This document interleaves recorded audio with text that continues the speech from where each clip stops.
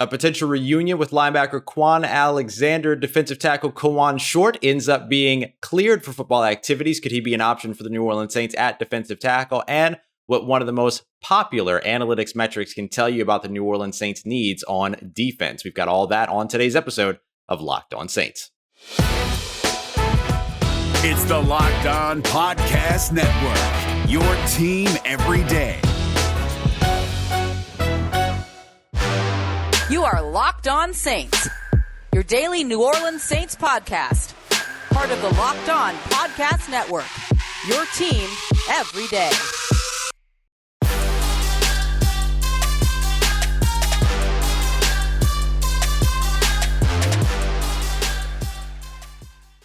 What is good, Who Dat Nation and Who Dat family? Welcome in to another episode of Locked On Saints, your daily podcast covering your favorite team, the New Orleans Saints, part of Locked On Podcast Network, your team every day. On today's episode, exciting news for New Orleans Saints fans as Kwon Alexander ends up with a visit with the New Orleans Saints. Could the Saints and the linebacker be looking for a reunion? What that would mean for the team, as well as the young linebackers on the squad as well. Then we'll take a look at Kawann Short, who ended up being cleared for football activities. Could he be an option for the New Orleans Saints on the defensive interior? And then we'll wrap up the show with a look at DVOA, one of the most popular analytics metrics and what it could tell you about the Saints' needs on defense going into 2021. All of that on today's episode. And as always, I'm your host, Ross Jackson, at Ross Jackson Nola on Twitter, co-managing editor over at CanalStreetChronicles.com, and your Tuesday co-host over at the National Locked On NFL podcast. We got all that and a little bit of lanyap for you on today's episode of Locked On Saints, your team every day. All right, y'all, let's start off with the biggest news from this week thus far. I think you can say New Orleans Saints fans definitely getting very excited over the last 24 hours. Linebacker Kwon Alexander, who has been cleared by league doctors for football activities, or at least his doctors for football activities, has been reported to be on a visit with the New Orleans Saints. And there's a reportedly mutual interest to get a deal done, especially if Kwon Alexander can pass the New Orleans Saints team doctors, the physicals, all the medical checks that he'll have to do. But great for them to at least get out there, see how he moves, so that even if the signing can't happen now, they could potentially bring him back at a later time. Now, reports are also saying that there are other teams that are interested in Kwon Alexander, at least in having him and a visit and getting a look at him. So, of course, this all comes down to a deal that's going to be right for the team and the player, as well as his availability and ability to be able to pass the medical checks on his way in. But if all those boxes get checked, it seems that the interest is there for both the team and the organization, even including from folks like Jeff Duncan, who's really been ahead of a lot so far this offseason. Definitely somebody you should be paying attention to if you're not already over at The Athletic. And so you're getting a lot of good information about, or at least positive information about what the outlook could look like for a reunion when it comes down to Kwon Alexander and the New Orleans Saints. Once again, though, completely comes down to the medical checks, because even though he was cleared by his doctors, league doctors, whatever the case may be, he still has to pass those medical checks that are done by the teams. The teams have to be comfortable moving forward. Now, the Saints are one of the teams that have been most comfortable when it comes to players and, medical checks and things like that, that other teams may end up passing on. Remember, they were heavily connected to Caleb Farley over the course of the draft season, the draft cycle this offseason, when they drafted Ryan Ramczyk in the first round, last selection of the first round of 2017. He had some medical questions that people were concerned about. CJ Gardner-Johnson didn't have medical questions, but he had quote-unquote character concerns that we've talked about heavily here on the show that the Saints did not let bother them. And then, of course, Drew Brees, Teddy Bridgewater, these guys that, even Taysom Hill, all quarterbacks who have had injury concerns throughout their careers. And, of course, the Saints being the team that were willing to roll the dice and take a gamble on them. So it may mean that the thresholds to get the Saints to feel comfortable about the medical checks may be lesser than in New Orleans than maybe elsewhere across the NFL. So we'll see what this ends up meaning for the New Orleans Saints and Kwon Alexander. Could a reunion be on the way? Certainly seems like there are a lot of positive measures in terms of taking steps towards it. Now, what does it mean for the New Orleans Saints to bring back Kwon Alexander? Well, you get somebody, of course, that's going to give you a huge boost in the passing game, in pass defense, particularly in the middle of the defense. You saw the New Orleans Saints over the first 9 weeks give up a 100+ passer rating over the middle and a completion percentage over the middle in the short area of the field over 70%. That ended up dropping to just over 60% and I believe it was a 48 passer rating over the middle during the first 3 games of Kwon Alexander's time with New Orleans. He ended up playing 7 phenomenal games with them before his injury up against the Kansas City Chiefs. You also saw them drop the passer rating when targeted over the short middle area of the field on third downs all the way down to a 3. Yes, a 3 passer rating in weeks 10, 11, and 12. And then, 10, 11, and 12. And then you can also look at the fact that they allowed only a 33.3% completion percentage over those games as well. So I think it's obvious that he gives you a big boost in the passing game. You do lose a little bit in the run game, but of course, this team has always been really strong against the run, but are you willing to compound that at the second level with some of the losses that you've had on the defensive line, with 3 players now changing teams and having left? And then, of course, David Onyemata's 6-game suspension at the beginning of the year. If you're okay with getting better at the passing game by potentially sacrificing a little bit in the run game, which I think makes sense in a passing league, then I think you're going to be very comfortable with a Kwon Alexander signing if he is healthy. And then you're also going to see him come in if the Saints do sign him at a contract that is much less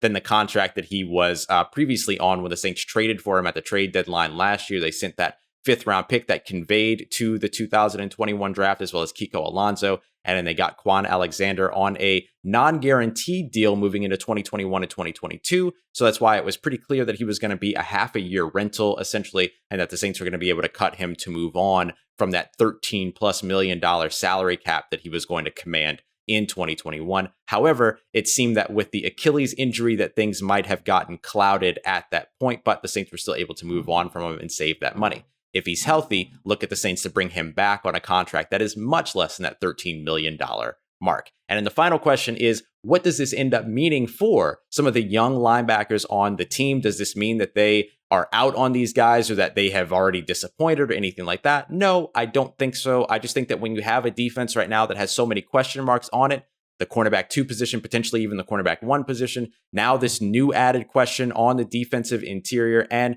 a standing question over at the linebacker spot next to Demario Davis, you just want to answer as many questions as you can and be prepared for any situation. And so even if the Saints don't sign Kwon Alexander now, they could look to sign him later. And if they do sign him now, it doesn't mean that they're out on Zack, Baun, and Pete Werner, who they have really invested a couple of day 2 selections in over the last 2 seasons. It just means that they don't want any question marks at certain spots going into 2021 and want to give those guys some time to develop. Just because you don't see them in 21 doesn't mean you won't see them in 22 or 23. They could still be the future at the position. So that's really the outlook on the New Orleans Saints and Kwon Alexander thus far. Of course, we'll continue to keep you up to date here on Locked On Saints. And of course, over on Twitter at Ross Jackson Nola, should a signing happen or not happen and what that could mean for the team moving ahead as well. Coming up next, another spot where the New Orleans Saints may look to free agency, of course, would be the defensive interior.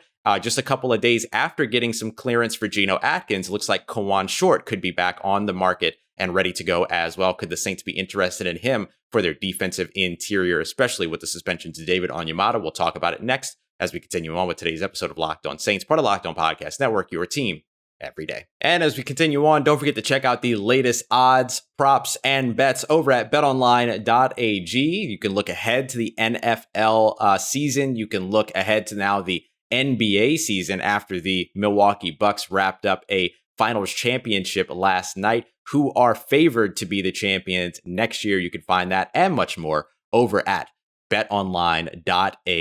So make sure you go and check them out. And don't forget to use the promo code LOCKEDON, LOCKEDON, for a 50% welcome bonus on your first deposit. It's free to sign up. And when you put that money down to get started with your bets, you can get that 50% welcome bonus on your very first deposit with the promo code LOCKEDON over at betonline.ag. BetOnline, your online sportsbook experts.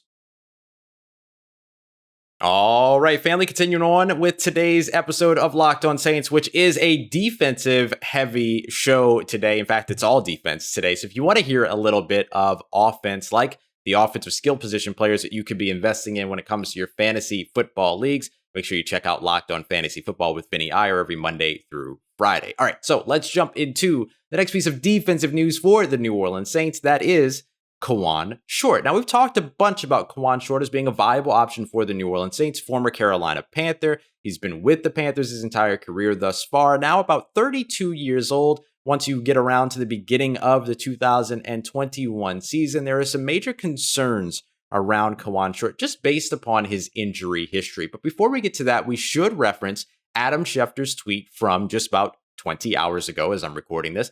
Former Panthers two-time Pro Bowl defensive tackle Kawann Short, who underwent shoulder surgery this last season, has now been cleared for football activity and is already in discussions with a handful of teams. So the New Orleans Saints could very well be one of those handful of teams based upon the recent loss of David Onyemata for the first 6 games, which includes the first 7 weeks of the 2021 season, which includes running attacks like Seattle, as well as running backs like Saquon Barkley, Aaron Jones, and of course, Christian McCaffrey, the defensive rival Carolina Panthers, where the New Orleans Saints could effectively be signing Kawann Short from if all things were equal. So could Kawann Short be a real and viable option for the New Orleans Saints? Yes. But what about those injury concerns that I mentioned earlier? You're talking about a guy who missed the end of the 2018 season with a calf strain, then ended up with a torn rotator cuff in one of his shoulders in 2019, which ended his season after only 2 games, ended up injuring his other shoulder, which resulted in season-ending surgery after just 3 games, and really in the 3rd game of the Panthers' 2020 season. Now, of course, Panthers are marred with injury the entirety of 2020, but you do have to wonder a little bit about 3 straight season-ending injuries for a guy like Kawann Short. Now, it might not be as much of a concern for the New Orleans Saints, who, as we talked about in the last segment when it came down to Kwon Alexander, who, according to Jeff Duncan, the Saints are trying to figure out if his medicals are going to be good and what his asking price is, but they have interest in re-signing him based upon what the answers to that question may be and how the rest of his market shakes out. The Saints might be a little bit more sort of lenient when it comes to medical needs, just like we talked about. But at the same time, you end up with a player that doesn't really have to be a starter, doesn't have to play 700, 600 snaps. He would be a rotational piece, veteran depth for your team. I think that in any case, whether the Saints were to sign Geno Atkins, Jarrell Casey, who's at the top of the list for me, or Kawann Short, or even some of the other guys that are on the market, like let's say Gerald McCoy, who the Saints have been connected to in the past, Damon Snacks Harrison, or even a Bo Allen, who's like a classic nose tackle, then I think that regardless, you're talking about a guy that's veteran depth. I think in any case, Malcolm Roach and Shai Tuttle are the guys that will be getting the most snaps. They might not be the first defensive tackles out on the field at the beginning of the season, but as we've talked about before, whoever gets the start doesn't always equate to who it is that gets the most snaps in a game, or for that matter, for the season. So you're not looking for somebody that's going to go out there and be a workhorse at the defensive tackle position. You're looking for a veteran that could come in, sort of be a glue guy, be veteran depth, and bring you viable play 8, 9 defensive linemen deep. That's really what you're looking for here. So the Saints are in pretty good position regardless in terms of what they're going to put out on the field, because I think they're going to want to put the same product out on the field regardless, which is going to be led by Shai Tuttle and Malcolm Roach.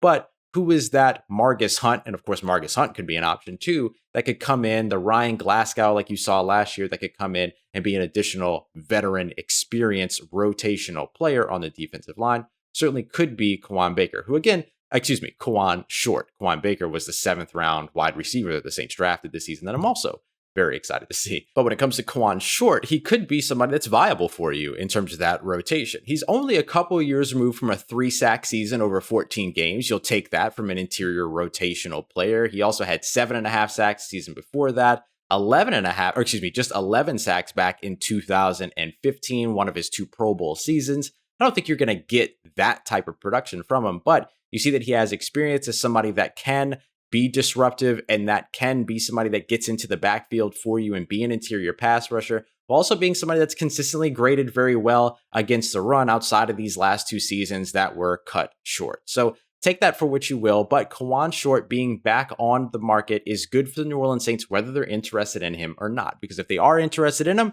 then they might be able to sign him. If they're not interested in him, he becomes another player out on the market that could draw the attention of other teams away from whoever it is that the Saints might be targeting at the defensive tackle position if they're looking to the open market to fill that void at all. So either way, a win here for the New Orleans Saints to have Kawann Short on the market and cleared for football activities. We'll continue to monitor the defensive tackle position and the Saints' decisions around the spot as we continue on here with Locked On Saints every single Monday through Friday. now through the end of time.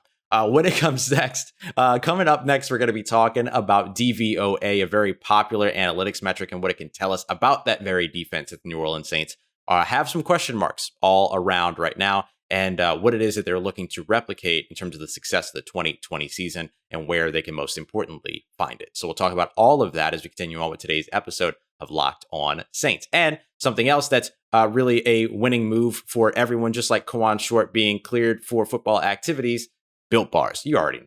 Built Bars, the best tasty protein bar on the market, the protein bar that tastes like a candy bar. I keep telling you to make sure that you're checking the website all the time because they have those limited edition flavors that popped up. Well, lemon almond cheesecake went up for 1 day only just yesterday and is already gone. So that's why I always tell you, make sure you check out the website at builtbar.com. But if you don't have any limited edition flavors that are set up for you when you hit the website, or you missed out on one, don't worry. They got 9 incredible flavors as well. You can grab a sample box and get 2 of each of those, or you can go ahead and do a mix and match of up to 3 flavors, or even just 1 flavor if you love it enough, and a build your own box as well. In any case, make sure you use the promo code LOCKED15, LOCKED15, so that you can get 15% off of the next box that is the official protein bar of US Track and Field, so you know these guys are legit. So go and check them out at builtbar.com. Don't forget to use that promo code LOCKED15 for 15% off of your next order over at builtbar.com. Let's get it, Who Dat Nation. It's Wednesday, which means it's time for some midweek fundamentals, and I thought it would be fun. See, we try to put the fun in fundamentals over here to talk a little bit about a phrase that you're going to hear me use a lot over the course of the regular season, and a metric that you're going to hear me use a lot because I think it tells a more complete picture than maybe things like power rankings and things like that. And it's DVOA, which you can track over at Football Outsiders. They have a lot of stuff that's available to the public, but they also have a Football Outsiders Plus thing, but you can always come here for all of your updates on the New Orleans Saints and how they're factoring in and how that metric sort of tells the story. And we're going to dig a little bit deeper into that, particularly over on the defensive side to wrap up today's show. But first, let's start off with the fundamentals, right? Let's talk about what DVOA means. So first of all, it stands for defensive adjusted value over average. So DVOA. So basically the idea here is that they give point values and break plays down, break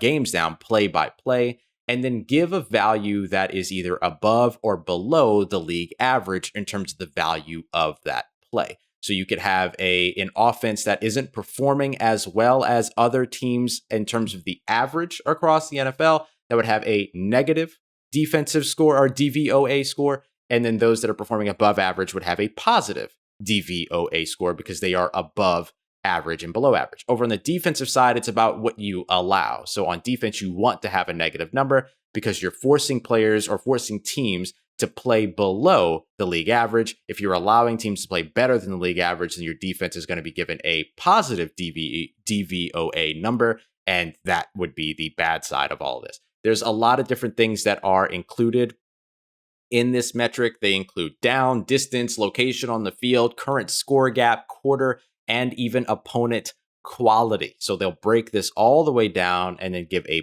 play-by-play analysis to be able to tell the full story of a game, as well as some other things that they can get a bit into the weeds on. So now that you have the basics and the fundamentals and you understand what the scoring of this is, if you will, let's talk a little bit about the defensive side. And remember, some of the numbers that we're talking about here when we're talking about defensive DVOA, we're looking for negative numbers that tell a better story than the positive numbers, which is the opposite over on offense. But they don't just look at things and then base it on their DVOA. That, of course, is their main metric that they use, but they also get some really, really fantastic information that they share over on their annual almanac. So let's talk a little bit about what I was able to find at some positions of need for the New Orleans Saints, which effectively are all 3 levels, starting with the defensive tackle spot, or let's just say the defensive line. New Orleans Saints, of course, losing Sheldon Rankins, who's now with the New York Jets. They traded away Malcolm Brown to save a little bit of cash, picked up a 7th-round pick for that from the Jacksonville Jaguars over the course of this offseason.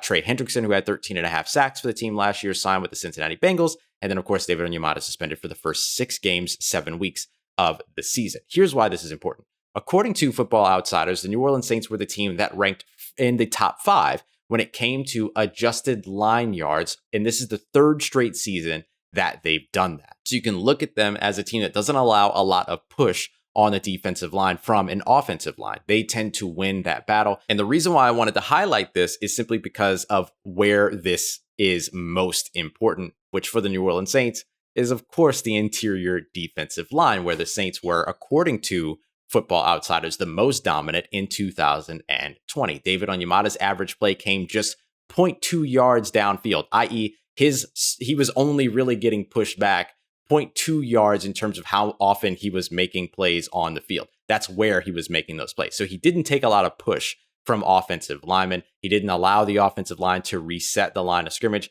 making those plays less than half a yard downfield in terms of his being reset was best in the NFL. He was one of the best when it came to doing that. And it didn't stop there.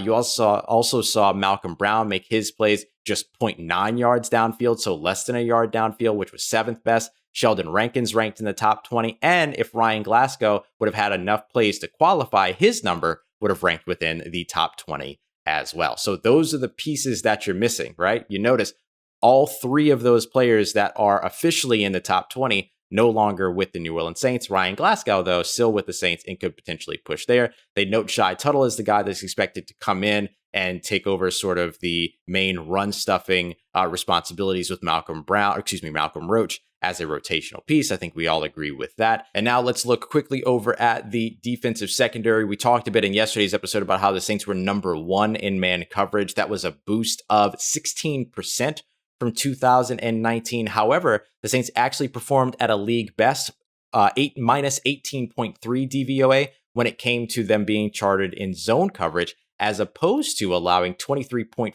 DVOA when it comes to being in man coverage last year, the largest gap in the league, according to Football Outsiders when it comes to that. So we'll see how much more zone maybe we see from the Saints, or if they stick with their game plan that you've seen over the last couple of seasons, getting heavier and heavier into man coverage. One of the things that helps them do that, or one of the players rather that helps them do that, of course, is Chauncey Gardner-Johnson, who had the highest slot cornerback coverage rate in the NFL for the Saints, and he had 70 targets, which was most amongst safeties playing in the slot as well. And then Malcolm Jenkins had 48 targets, which was 3rd in that same metric. So you see the New Orleans Saints really leaning into all of these different things across the defense, but of course have some really important things to consider when it comes to who they end up filling some of these gaps with. If they're able to get Kwon Alexander back, that's great for them because they can play the same style on the second level that they found a lot of success with over the 7 games that Kwon Alexander was available in 2020.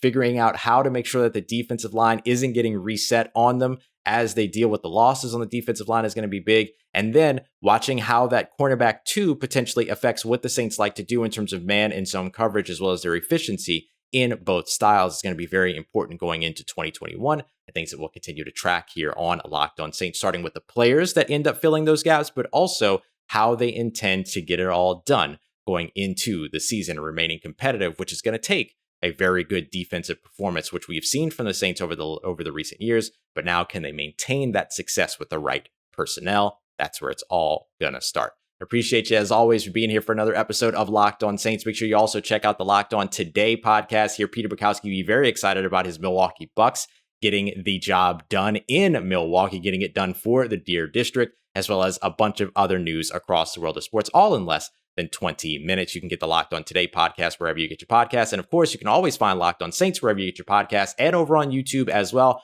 Be back with another episode tomorrow, Top 3 Thursday. Going to have a lot of fun. And of course, keeping you up to date with everything going on around your New Orleans Saints. As always, y'all, I appreciate everything that you do to help support the show and the family. You can always find me on Twitter at Ross Jackson, NOLA. Hit me up. Let me know how the family's doing. Let me know how you're living. Let me know how you're momming them. And trust you, that nation.